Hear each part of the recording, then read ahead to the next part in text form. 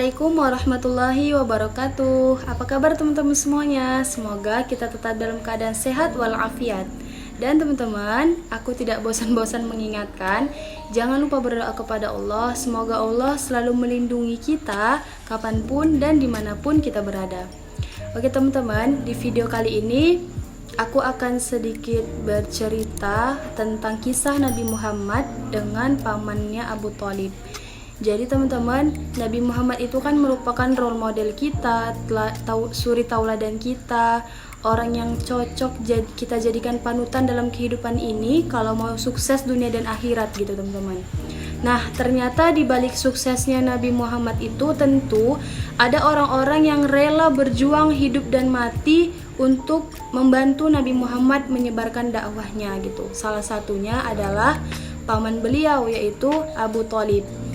Tapi yang sedihnya itu teman-teman, ketika akhir hidupnya Abu Thalib, ternyata Abu Thalib itu termasuk salah satu orang yang tidak mendapatkan keislaman gitu teman-teman.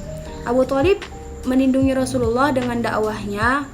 Abu Thalib juga percaya gitu bahwasanya yang disampaikan itu adalah suatu kebenaran dari Tuhannya gitu, dari Tuhan kita gitu, Allah Subhanahu wa taala.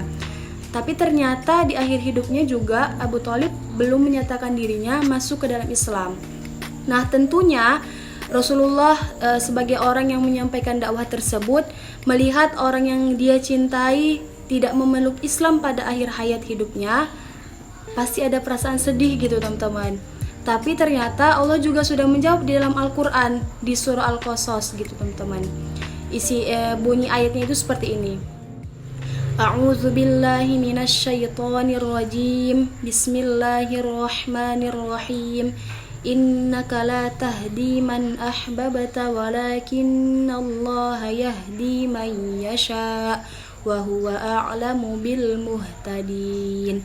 Innaka la tahdi man ahbabta. Sesungguhnya engkau hai Muhammad tidak dapat memberikan petunjuk kepada orang yang engkau cintai.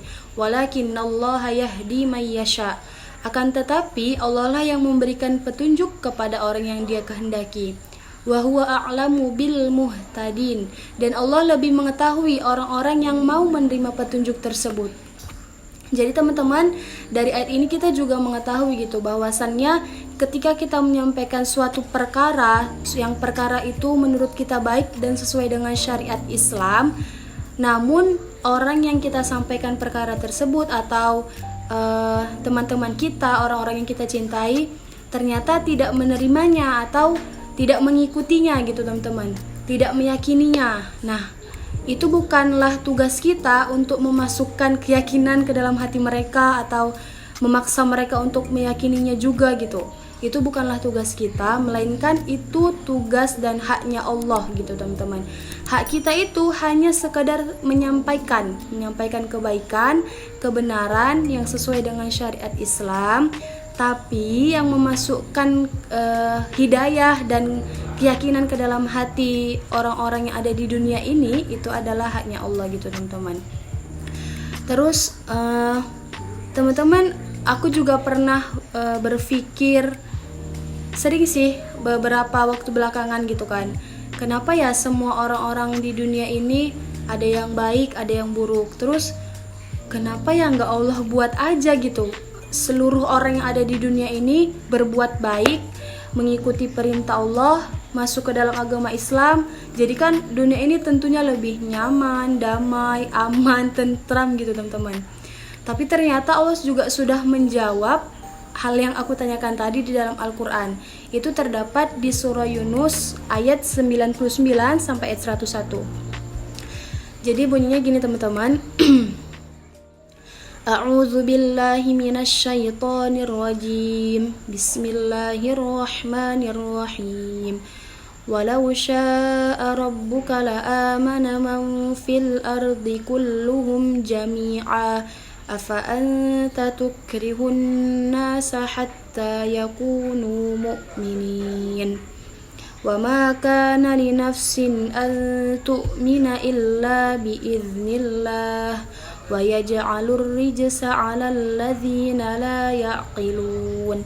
قل انظروا ماذا في السماوات والأرض وما تغني الآيات والنذر عن قوم لا يؤمنون. Jadi teman-teman, artinya itu, dan jika Tuhanmu menghendaki, tentulah beriman semua orang yang ada di bumi ini seluruhnya. Tetapi apakah kamu hendak memaksa orang-orang agar menjadi orang-orang yang beriman gitu? Apakah kamu hendak memaksa manusia menjadi orang-orang yang beriman? Kemudian, dan tidak seorang pun akan beriman kecuali dengan izin Allah. Dan Allah menimpakan azab kepada orang yang tidak mengerti. Katakanlah, perhatikanlah apa yang ada di langit dan di bumi. Tidaklah bermanfaat tanda-tanda kebesaran Allah dan Rasul-Nya yang memberi peringatan bagi orang yang tidak beriman. Jadi teman-teman, dari arti ayat tersebut, kalaulah memang Allah berkehendak, pasti akan Allah buat seluruh orang yang ada di bumi ini beriman kepada Allah. Dan juga Allah juga menyebutkan, tapi Allah juga ingin menguji mereka. Allah ingin tahu apakah mereka benar-benar percaya kepada Allah dengan tanda-tanda yang ada di langit dan di bumi. Salah satu contohnya aja itu ketika terjadi tenggelamnya kapal Nanggala, teman-teman. Nah, aku juga sempat berpikir ya kan, yang awalnya tadi tidak terlalu mengetahui tentang keadaan laut atau kayak mana tuh di dalam laut. Yang kita kira laut itu ya udah tenang aja gitu, kayak yang kita nampak di datarannya gitu. Nah, ternyata laut itu di dalamnya yang kedalamannya itu sampai berapa ratus meter. Terus itu isi dari laut itu makhluk-makhluk apa aja yang ada, tumbuhan-tumbuhan apa aja, hewan-hewan apa aja. Kan kita tidak berkuasa gitu dengan hal-hal yang seperti itu. Kalau kita jadikan suatu tanda-tanda gitu kebesaran Allah, pasti kita langsung merenungi dan memikirkan, Masya Allah banget gitu, Allah sudah menciptakan dunia ini begitu sempurna gitu, begitu sempurna. Jadi apalagi yang harus Allah tunjukkan sama kita sampai-sampai kita tidak mau beriman gitu kan teman-teman. Tapi itu tadi, kembali lagi, itu hanya Allah memberikan hidayah kepada manusia yang ada di dunia ini, dan tugas kita hanya sekedar menyampaikan kebenaran dan kebaikan, dan juga mendoakan mereka, orang-orang yang belum mendapatkan petunjuk gitu dari Allah, semoga juga bisa mendapatkan petunjuk dan mengikutinya dengan istiqomah. Dan juga jangan lupa berdoa untuk diri kita sendiri, semoga kita juga termasuk orang-orang yang bisa istiqomah sampai akhir hayat kita gitu teman-teman. Kan juga aku pernah dengar cerita kalau seandainya Allah memberikan aku, mengabulkan semua doa-doaku, tentu aku akan meminta hidayah untuk orang-orang yang aku cintai. Tapi ternyata hidayah itu haknya Allah pribadi, haknya Allah gitu ya teman-teman, untuk memberikannya kepada siapapun yang Allah kehendaki gitu teman-teman. Dan teman-teman, aku juga ingin mengingatkan kepada teman-teman semua, jangan bosan untuk menebar kebaikan dan kemanfaatan bagi sesama, terutama bagi orang-orang yang kita cintai, keluarga kita, sahabat-sahabat kita gitu. Walaupun yang kita sebarkan itu mungkin tidak langsung mereka aplikasikan, tidak langsung diterima, tidak langsung dijadikan pedoman gitu ya, tapi setidaknya kita sudah menebarkan kebaikan tersebut gitu, dan menyayangi orang-orang yang memang lemah gitu di bawah kita gitu lah teman-teman.